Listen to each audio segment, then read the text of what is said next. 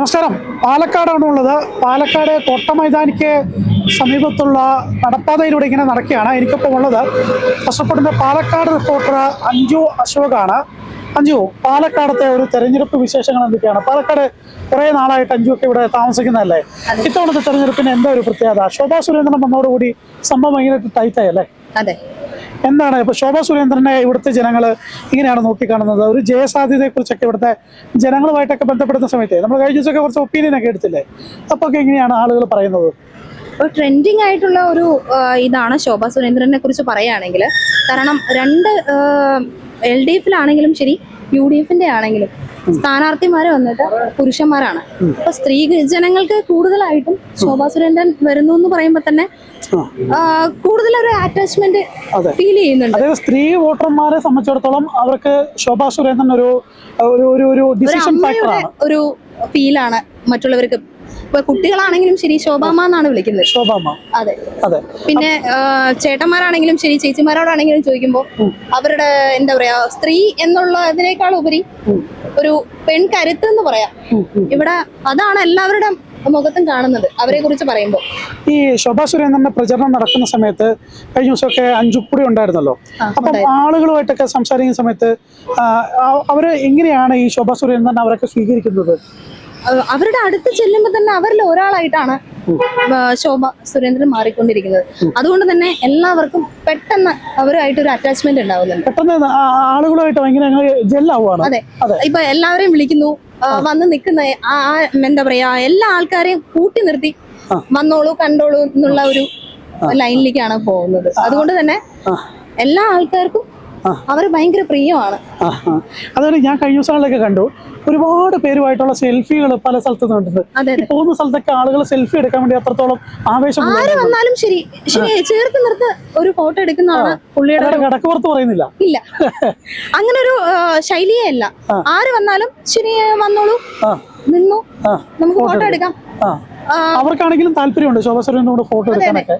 ആര് വന്നാലും ശരി, അത് വണ്ടിയിൽ കയറുന്ന സമയത്ത് പോലും ആളുടെ മുഖത്ത് അത് നമുക്ക് ഫീൽ ചെയ്യും. അതെ, അതായത് അങ്ങനെ അതുകൊണ്ട് തന്നെ പ്രചരണം കുറിച്ച് വൈകിയ പോകുന്നതെന്ന് പറയുന്നത് പല സ്ഥലത്തും.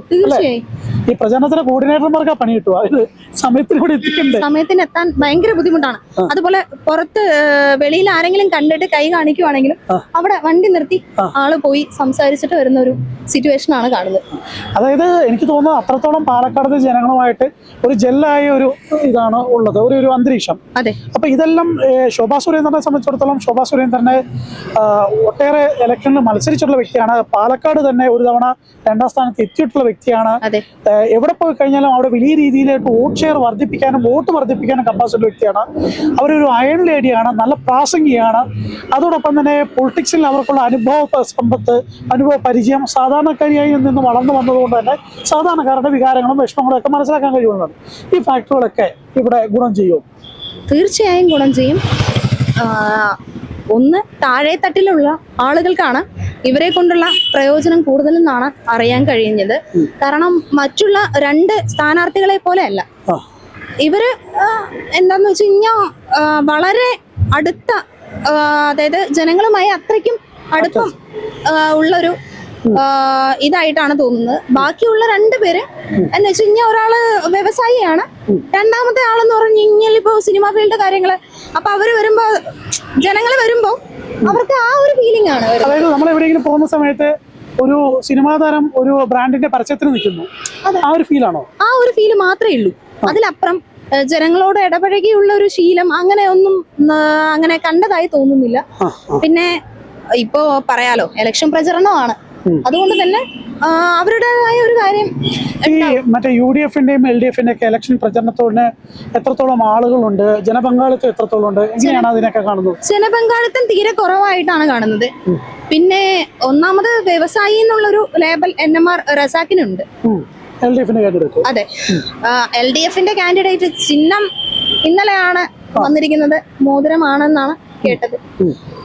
അതുപോലെ തന്നെ ഇപ്പൊ UDF-ന്റെ ആണെങ്കിലും രമേശ് പിഷാരടിയെ കാണാനുള്ള ആഗ്രഹം കൊണ്ട് ആൾക്കാർ വരുന്നു എന്നാണ് പൊതുവേ ഉള്ളൊരു അഭിപ്രായം.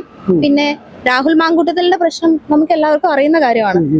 എനിക്ക് തോന്നുന്നു ഈ രാഹുൽ മാങ്കൂട്ടത്തിലെ വിഷയം പൊളിറ്റിക്കലി ഡിസ്കസ് ചെയ്യാതിരിക്കാനാണ് ഈ രമേശ് പിഷാരടിനെ കൊണ്ടുവന്നതെന്ന് തോന്നുന്നു. അതെ, ഒരു ഫെയിം കിട്ടാൻ വേണ്ടിയിട്ടാണ്. അങ്ങനെയാണോ ഇവിടുത്തെ വോട്ടർമാർ എന്താണ് പറയുന്നത്? ഈ രമേശ് പിഷാരടി ഒരു പൊളിറ്റിക്കൽ ഡിസ്കഷന് പറ്റിയ ഒരു വ്യക്തിയായിട്ട് അവരെ കണക്കാക്കുന്നുണ്ടോ? തീർച്ചയായിട്ടും ഇല്ല. പൊതുജനങ്ങളോട് ചോദിക്കുമ്പോൾ കുറെ പേരുടെ റെസ്പോൺസ് കേൾക്കുകയാണെങ്കിൽ അവര് പറയുന്നത് ഒരു സിനിമ പ്രവർത്തകൻ, അതിലപ്പുറം ഇവൻ എന്തറിയാം. ആദ്യമേ പുള്ളി വന്ന ഉടനെ പറഞ്ഞൊരു കാര്യമുണ്ടല്ലോ, ഞാൻ ജയിക്കുവാണെങ്കിൽ മമ്മൂട്ടിയെ കൊണ്ടുവരും എന്നാണ് ആദ്യമായിട്ട് വികസനത്തിന് വേണ്ടി കൊണ്ടുവന്നത്. മമ്മൂട്ടിയെ നമ്മളെ കൊണ്ടുവരും, തീർച്ചയായും കൊണ്ടുവരും. അല്ലാതെ വികസനം ഇവിടെ നഗരസഭയ്ക്ക് ആവശ്യമായിട്ടുള്ള അല്ലെങ്കിൽ പിന്നെ ഈ മണ്ഡലത്തിലെ എല്ലാ പഞ്ചായത്തുകളും ഒരു ടോയ്ലറ്റ് കോംപ്ലക്സ് പണിയും കുട്ടികൾക്ക് ആവശ്യമായിട്ടുള്ള മറ്റേ എന്താ പറയാ കായിക കേന്ദ്രങ്ങൾ പണിയും അങ്ങനത്തെ ഒരു വാഗ്ദാനം അല്ല കൊടുത്തത്. രാഹുൽ മാങ്കൂട്ടം ചെയ്ത് വെച്ച് കഴിഞ്ഞ എല്ലാ പ്രവർത്തികളും വീണ്ടും തുടരുമെന്നും കൂടാതെ ഞാൻ മമ്മൂട്ടിയെ കൊണ്ടുവരുമെന്നും തീർച്ചയായും തുടരുമെന്നാണ്. ഇപ്പോ കഴിഞ്ഞ ദിവസം തന്നെ കണ്ടില്ലേ, പുതിയ ഒരു കേസ് കൂടി വന്നിട്ടുണ്ട്, പ്രക്ഷോഭിന്റെ കൗൺസിലർ. അപ്പോ ഈ നമ്മൾ അഞ്ജുമായിട്ടുള്ള ടോക്ക്, അഞ്ജു ഇവിടുത്തെ കാര്യമാണ്, ഇവിടുത്തെ റിപ്പോർട്ടറാണ്. ഒട്ടേറെ ആളുകളുമായി കഴിഞ്ഞ ദിവസങ്ങളിലൊക്കെ സംസാരിക്കുന്നുണ്ട്. ഈ സംസാരത്തിൽ നിന്നൊക്കെ മനസ്സിലാക്കിയ കാര്യങ്ങളാണ് അഞ്ജു നമ്മളോടുമായിട്ട് പങ്കുവെച്ചത്.